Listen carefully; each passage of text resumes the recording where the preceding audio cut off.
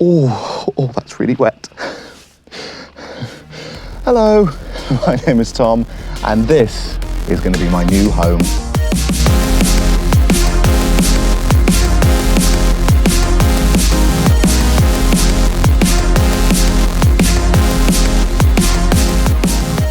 This 2005 National RV Dolphin measures over 37 foot long with 3 slide outs and is a full flat on wheels and is going to be my full-time home. But before that, we have a few things to sort out. So come on in, let's have a look round. If my gorgeous assistant Jack behind the camera could close that door as he comes in, that would be great. Smooth. So we'll start with a tour round. We'll walk around the whole thing, show you what we've got to work with, and then we'll go from there talking about the things we want to change or what we might want to upgrade, and just go from there. So living area. So really, really good space. We've got 6, again, try not to go into a state agency mode. It's a lovely space. It's a lovely space for you could do loads of things in here. Nice area for 6 people, all focused around a big TV up there, obviously the driving area. So this obviously swivels, you don't drive it like that. Obviously that might be a bit tricky. So yeah, both these seats swivel around. Lounge chair there, that might go, in all honesty. I don't know how I feel about that. And then yeah, so we've got 3 slide outs on this thing, as you may have seen from the B-roll. This is the main one, the big double slide out. So that's the dinette table sofa. They both slide out. So most of these RVs, they have 1 slide out like that. They might have 2, which would be the bedroom. I'll show you that in a second. This one's really special because if you follow me around here, the whole kitchen slides out as well. So hopefully it shows up on camera, but this is actually, it really adds to the space. The kitchen, I mean, it's a good size. This whole, as I said, whole thing slides out, slides back to here. I would show that, but unfortunately the batteries are very much dead. So yeah, that's kind of it. We've got obviously gas burner hob, that might be changed, but we'll come back to that.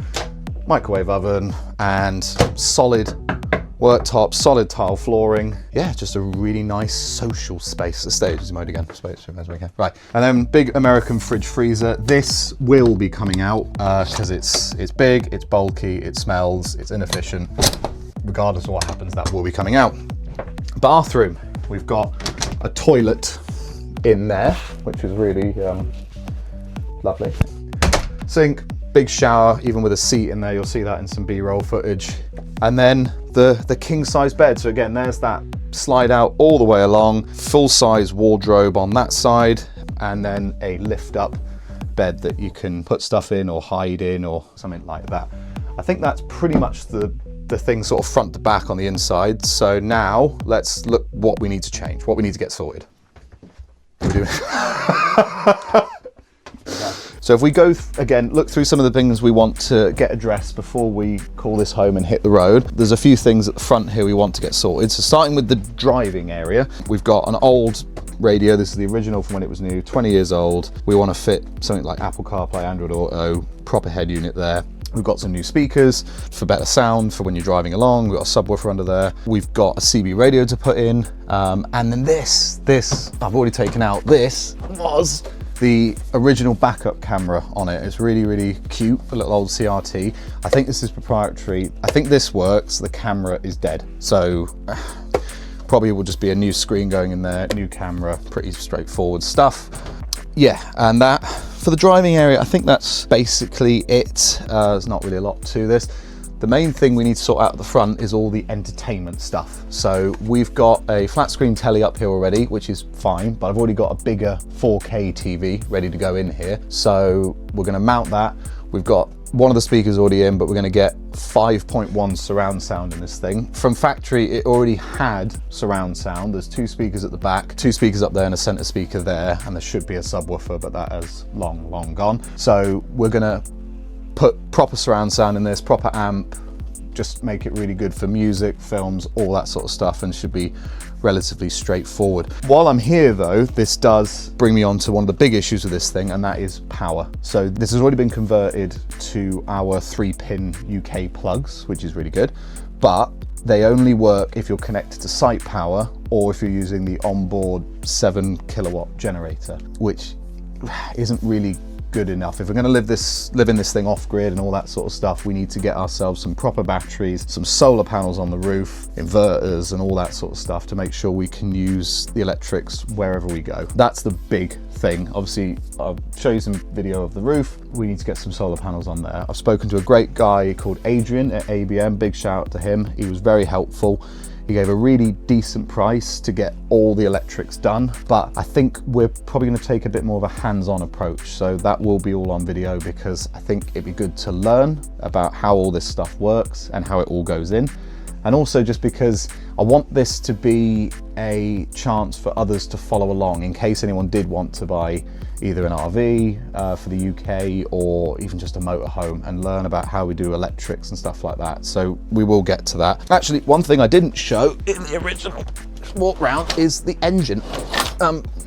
So this, if lovely Jack could get a shot of that.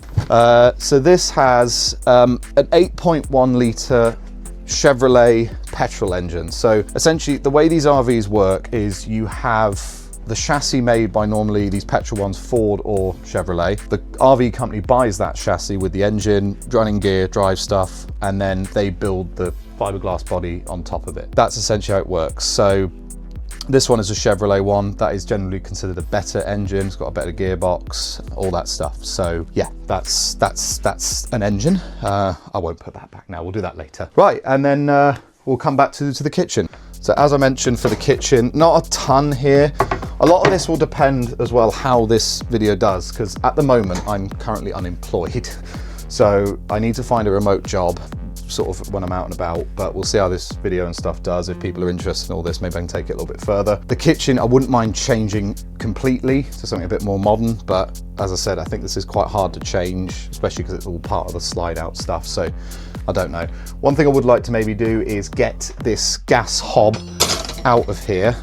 There is a gas tank on board which feeds this, I think the water heater and this fridge. Gas is, again, if we're going solar and all that sort of stuff, I figure that we may as well have as much as possible running off electric. Maybe induction, maybe electric hot, I don't know. Depends how much power it uses. Again, you've got to think about how much power all this stuff uses. Big microwave convection oven thing for cooking your oven ready lasagnas. That'll probably stay, I don't know yet.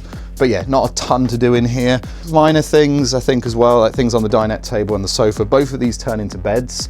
And it's got this kind of, I don't know if it's leather, it might be vinyl. No, it's the sort of kind of American kind of vinyl material. So I may try and retrim all that.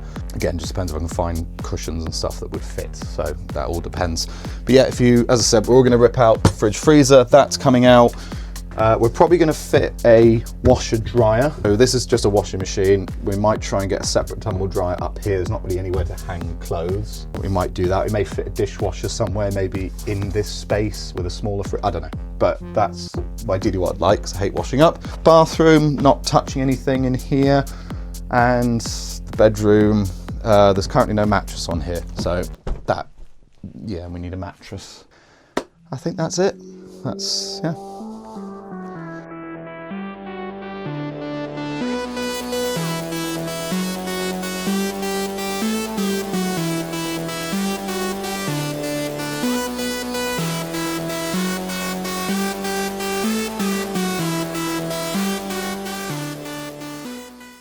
Okay, so I think that completes the tour and a sort of immediate idea of what we're going to do or what we want to do to get this thing ready to go out on the road. I hope we can be out on the road late March, I'd say, when I can sort out insurance. That's the final thing. Insurance, one of these things, is difficult. But with that said, it's currently on a storage site in Hampshire where it will stay while we do the work. So how much did I pay for all this? To have it delivered here and the cost of it all in with a fresh MOT and it's road legal, ready to go, was £22,000, which I understand is still a lot of money, but I think for one of these, for the space you get, I think it's a really, really good price, especially with those 3 slide outs and everything it's got on it that's working. I'm really pleased with it. But like I said, there's still more to do. So we will tackle the electrics, we will tackle the AV stuff, we'll try and modernize a few things. But this channel isn't going to be a travel guide. This is going to be, can this really be a form of alternative living? Can you have one of these things in the UK and live on it practically? Is it just too big to put anywhere? Can you take this out on the road and not worry too much about it? Can you enjoy yourself? I want to see more of the UK. I love the UK, and I haven't seen a ton of it, in all honesty, and I don't think a lot of people have when they really think about it. So I want to explore it in all its beauty and loveliness and go from there, really. As I said, this has been something I've been dreaming of doing for years. Back in the summer, I bought a flat on the outskirts of London for a very well-paid job I was doing. Fortunately got made redundant, took that redundancy money and sunk all of it pretty much into this thing. Depending on how this video does, as I've said, it will depend on whether I just need to get a remote job and just see if that works. But maybe if it's interesting enough to people, we can see where this goes and how much we can do. I'd love to do rip outs and remodernize the whole thing. You see them online, they look really cool when they're done, but it's expensive. So we'll see how feasible all this is. The first thing we're going to do though, in the next video, we will start ripping out all the TV. We'll rip out the TV, put in proper AV speakers, all that stuff to get that done. I think that'll be a nice little win. And then from there, we'll start tackling all the electrics and all that stuff, because that's a bit daunting and quite expensive. And I've got a lot of learning to do. So I hope that's interesting. I hope you can follow me along, and I look forward to seeing you next time. Thank you ever so much.